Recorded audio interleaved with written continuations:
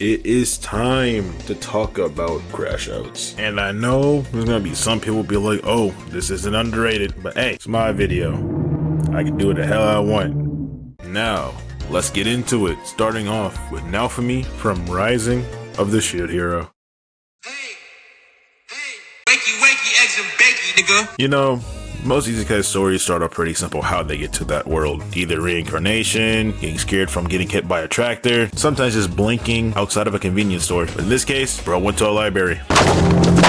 Not gonna lie, should've read that shit digitally, my boy. Now look at you, in a whole nother world, because you'd like to read books at a library. And we see that he was not the only one that got summoned. It was these three fodder-ass niggas. And we get introduced to them when we meet the king. Starting off with every generic isekai protagonist, gender bend version of that one saber from Fate, and I have nothing for this dude. He's just fucking there, I guess. And then when it's Naofumi's turn, the king cuts him off for some reason. This is already a red flag. And then the other heroes are telling him that he is being rude to the king for trying to speak up. That is another red flag. Hold up. Wait a minute.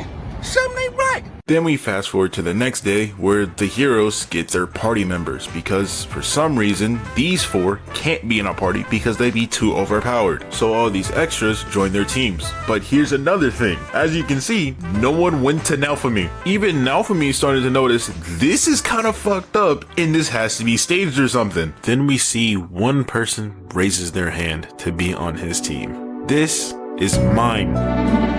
Hey, cut that out. We are going to see a lot of her, and we do not like Mime. We hate Mime how support players hate Spider-Man in Marvel Rivals. And the reason why we hate her is because of one thing that she did. You see, Naofumi and her were basically on a date, and she asked, does he want a drink? My boy just said, nah, I'm gonna go to bed early because we have a lot of things to do tomorrow. Fast forward to the next day, we see bro got robbed. All his stuff is gone and bro's just confused. And then the police show up at his door demanding he sees the king. This is where everything goes south for my boy. After them basically kidnapping him and bringing him back to the palace, this is when we found out what he allegedly did. Mime told everyone that basically Naofumi Sonic adventured her. What the fuck? And she's saying this with no evidence or proof.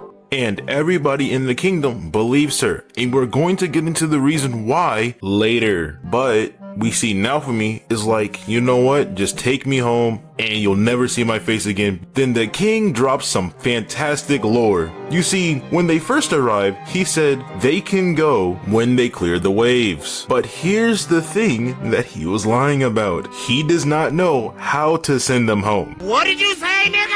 And then we see that this man is just truly just destroyed because what do you mean I can't go home after all this shit you put me through? And I'm just forced to be stuck here. And then this bitch has the audacity to taunt my boy. You know what? She needs the biggest jumping of all time. We need all the JJK, all the goddamn Dragon Ball Z, all the jumping of all anime just to jump her, bro. I'm talking about some stick figure animation worth of jumping, bro, because this bitch need to go. And then they tell Naofumi, since he's technically a hero, they can't leave him in the dungeon. So he's just forced to wander around and come back when he's needed. Now we're gonna cut to a little bit later down his road of being in this world. You see, Naofumi being solo dolo was not really a good idea. He cannot do main damage like that. So he needed a party member to do damage. It took bro an entire night to fight these balloon looking things just to reach level 2. So bro decided, since no one wants to be in my team, I'm gonna just do